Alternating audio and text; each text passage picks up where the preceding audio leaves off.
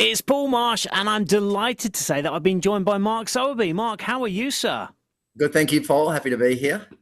So you are the subject matter in a documentary that's coming to the cinemas on the 20th of March called Don't Be Prey. Mm. Before we get into all of the bits and pieces, the title Don't Be Prey on its own is so powerful. Who or what were you refusing to be prey to? Sharks at that stage. So it actually came from. So I got to meet this lady who is a professor in Hawaii, and she's the world expert in jellyfish and sharks. And she said to us to get across the Molokai Channel. Molokai Channel is like 48 kilometers. It's a swim at night, no shark cage, no protection. You're starting at 5:30 at night. And she said to us, "Look, the only way you're going to get across this channel safely is to remember that you're a big ocean swimmer. You need to make sure that you remember that sharks don't really want to eat you. Keep your heart rate down, keep your stroke rate down, stay consistent, don't be prey." And at the time, of course, you're pretty aware of the risks, and it's sort of in your head a lot. So she really got my attention. But I suppose, Paul, where it really applied for me was, through some difficult things that had happened in life. It was very much appealed to me as don't be a victim, and don't be prey to the things that inevitably happen to us in life around trauma and all the things that just happen. And so I started to apply that more as a mantra in my general life, and found that to be quite powerful as well to keep me on the straight and narrow. It's funny you mentioned that. I mean, like, I won't even try and compare my life to yours because it's not even in the same ballpark. But I do have a tattoo that says no one is immune to the trials and tribulations of life, which means basically stuff happens to people and it might not always be your fault, but you got to deal with it.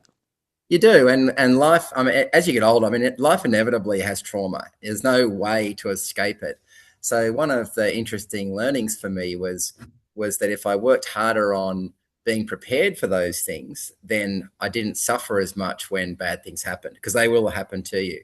And often the rest of your life is often dictated by how well you handle that trauma. If you don't come out of it and you're constantly carrying that with you, then that's going to affect you for the rest of your life. So I suppose the whole journey has been about trying to reset and rehabilitate myself to the point that I can handle things better. And I'm definitely a different human. I wish it never happened, as you Well, always do. I don't like that expression, these, what's that one around, these things happen for a reason, yeah. and, you're stronger for it and all that stuff. I'd rather this didn't happen. But so to be honest, I'm not grateful at all, but it is what it is, right? So you just got No, to deal with it. 100% agree with that. Yeah. Well, let's take everything back to the start then, or the start of Mm. this journey as it was.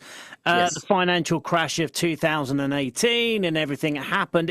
Explain where this journey began for you.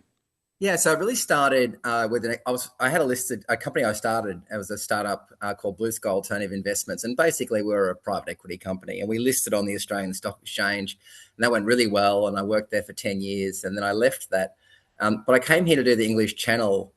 I suppose I was really trying to explore. I was unhappy, and so I was working really hard. Australia is quite remote. We were a global company, so I was traveling all the time, and I had these beautiful boys that were 11 and 13 that I just wasn't seeing. And so I decided to swim the English Channel to sort of reset myself, and I did that, which was a great experience. We did it for charity, and we raised, I think, $1.4 million in I was the about to end. say that, by the way, like, don't just kind of like brush that away. Swimming the channel and raising over $1 million for charity is phenomenal. And that would be enough for most people's stories to end there. Well, I sort of thought mine would end there. Actually, it just didn't. And like, that's the way life works. So I agree with you. I wish it had ended there, but it didn't. And so, but what it did is it gave me a lot of perspective around the things that are important in life. So a year later, I quit my work. And then just under 2 years later after that, that company got attacked on the Australian Stock Exchange by a short selling attack. And so what happens is those groups, they profit from driving your share price lower. They tend to write terrible things about the company, and as the founder, I sort of got caught up in that, but was outside the company and couldn't really do anything about it. So it just, you lose control. The media pile in, and things get pretty hard. I didn't handle it at all well. I thought I was pretty tough and resilient and media savvy and all those things, and I was completely hopeless, and found myself eventually sitting on a bench at Burleigh Heads on the Gold Coast and contemplating swimming out to sea. And that happened twice. So that's an awful place to be, and not somewhere that I ever thought I would naturally fall. And so then in the end, the turning point was Tim Denyer, my English Channel coach, popped over to Australia just as a visit. Really had no concept of where I was at, turned up and was shocked at my condition. And I think in desperation, Paul, he was, trying to help me grab onto something, said, well, you've done one of the Ocean 7, why don't we do the rest together? And anyway, I rolled over, and of course then COVID hit. So I ended up training for 2 years, which was just as well because I'd become quite fat and unfit, and I needed that long to get going again. And so then away we went. I was started training, and then Molokai was next, and here we are. Just a accident of history, really. And watching the documentary, it's quite funny because you talk about obviously what you did with the English Channel, and at that point, obviously, you had no idea about this documentary, that none of this was planned. So it is all quite, as what we would have done any moment like that. It was all, handy cam, quite grainy footage from back then and all of that kind of stuff, which is all blends nicely in. And as the documentary progresses further, it obviously all becomes a little bit more professional and everything else like that. And I assume you have seen this documentary once or twice. When you look at that early footage, do you ever think, oh, I shouldn't have done that? No, well, look, I don't. I don't. It's the thing that I've seen. I mean, it's an interesting group of people, Paul, and they come from all walks of life. One of the best expressions that I heard to describe this film was, my son said, it's ordinary people doing extraordinary things. And what we often do as, ordinary people is we assume that Olympians and all these other people are special, and they go and do these crazy things and train hard, et cetera, et cetera. But for us as ordinary people, we can actually achieve the same things. The nice thing about channel swimming is it's sort of about sticking at it. You've still got to become a reasonable swimmer, but you don't need to be crazy fast. And so all the people I've met on this journey, they're the happiest people I've ever met. They have this beautiful inner glow, particularly those that have completed a channel. This sort of self-assurance, it's an inner confidence. It's not hubris. It's an inner confidence knowing that in the end, when you were tested, did you have it in you? And to tick that box is a wonderful feeling. And I do think takes away a lot of the noise and self-doubt in your head. Now, it didn't help me much in the short selling attack because I didn't apply it well enough. But it took me 7 swims to sort out to sort myself out. I'm a slow learner, but most certainly by the end of that long journey, I had evolved into a different person. So no regrets. What a lot of people I don't think will realise is with this ocean swimming, with the marathons that you do in the ocean, if you run a marathon, you get to see what's in front of you. You get to look around you. You're a part of that. And the same with cycling and all of the other bits and pieces, any other type of longevity exercise that people can do. You see what's going on around you. You see what's in front of you. You know what the next challenge is. When you're doing ocean swimming to that length, you're talking 8 to 12 hours at a time. The crazy thing about it is you have no idea what's in front of you. You have no idea what's below you, to the side of you. You don't know. It is just constant physical exercise for 8 to 12 hours. And you don't know if you're going to make it. If there's going to, like you say, without giving away anything towards the end of the documentary, there are other avenues at play that will stop you reaching that finish goal that are nothing to do with you. Nothing to do. And so you have to learn to deal with uncertainty. And so what we become really good at, Paul, is dealing with the things you can control, which is your fitness and your mental preparation, the team, the boat, nutrition, practice, all of the things that you can solve for. And then you literally jump in the water and you don't know what's going to come at you. And things happen. Yeah. Bad things happen. One of the things, on a couple of the swims, you do know there are things that come up. So, for example, the North Channel, for sure the cold is going to get you. Yeah. And it's disgusting. It's 11, 12, 13 degrees. It doesn't matter how much training you do. It's going to get you eventually. So that's coming at you. You just don't know when.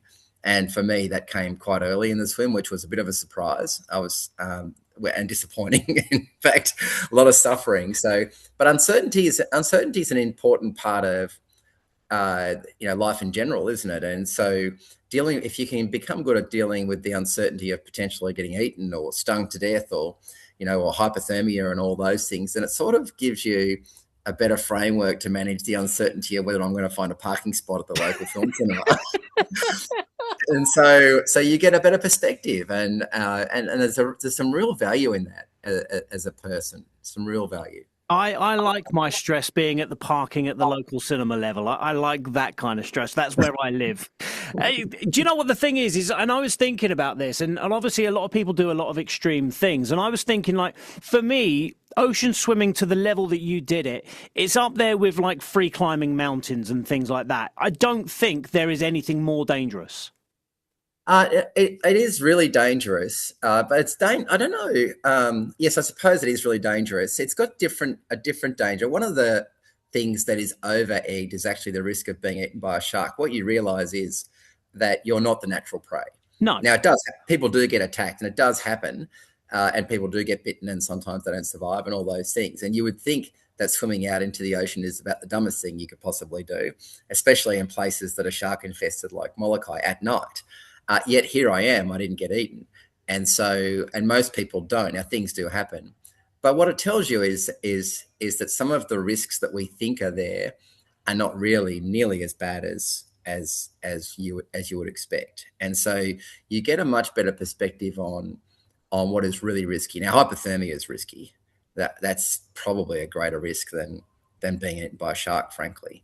And more likely as well. And more inevitable, actually. Yeah. Almost everyone gets very, very cold on that particular swim, including the English Channel as well. So it is different, and it is different to the running and the cycling, as you said. You can't stop, you can't get out of the boat, you can't have a stretch, you can't say, "Look, I'm going to take a break for 10 minutes." If you stop, you get cold. Yeah. So you just have to keep moving, or the current is going to take you off course. And that's a really interesting challenge is no matter how sick you're feeling, no matter how bad you're feeling, no matter what your injuries, you've got to keep swimming. And that's an interesting mental place to go to, and pretty challenging at times, especially when things aren't going well. Well, speaking of when things aren't going well, throughout the documentary, and like I say, at the start, it's clearly not made for this, and then as the documentary progresses, it's clearly a lot more professional. Were there any moments when you said to the filmmakers, "Stop filming"? Oh, no, not at all. So I didn't even think about them being there. I mean, the first one that the filmmakers were at was for charity. They actually filmed that for free to help raise money, and that's where this all started. After that, no, I didn't even think about them at all. And one of the really interesting things about the documentary is that everything is authentic and happened as we went. And I think one of the smart things they did along the way was they interviewed all of us before and after the swims immediately. And when you're very raw, and so you get an extremely authentic feeling. There's no scripted stuff. And then it was up to them to take 90, 100, 200 hours of footage, whatever they had, Paul, and to pull that into a story. And in the end, the story is obviously about a bunch of swimmers, not just me. And what it really is, I think, is, in the few limited screenings that we've done, what I have loved about this film is the people that are really affected by it are those that have been through something bad.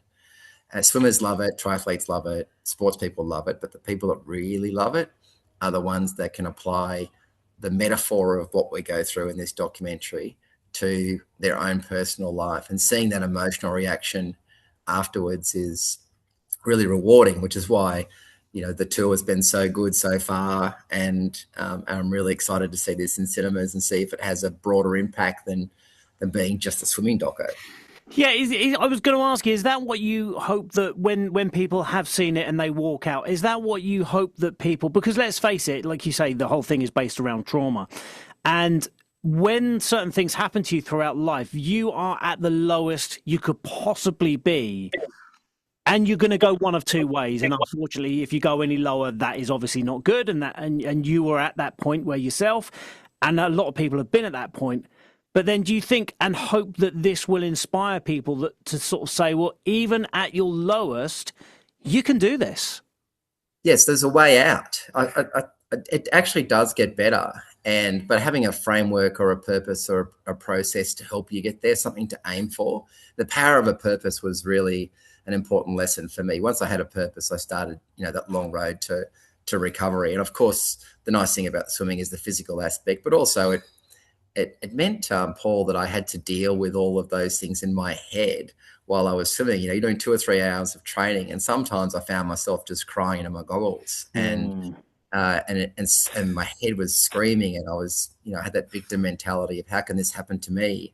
But after a while, that sort of dissipated, and so I do hope that people will watch it. I've seen the reaction, and we've interviewed people, and I've seen the reaction. I think most people are going to land. The editors and the writers have done a great job of landing people on a 20-cent piece. Yeah.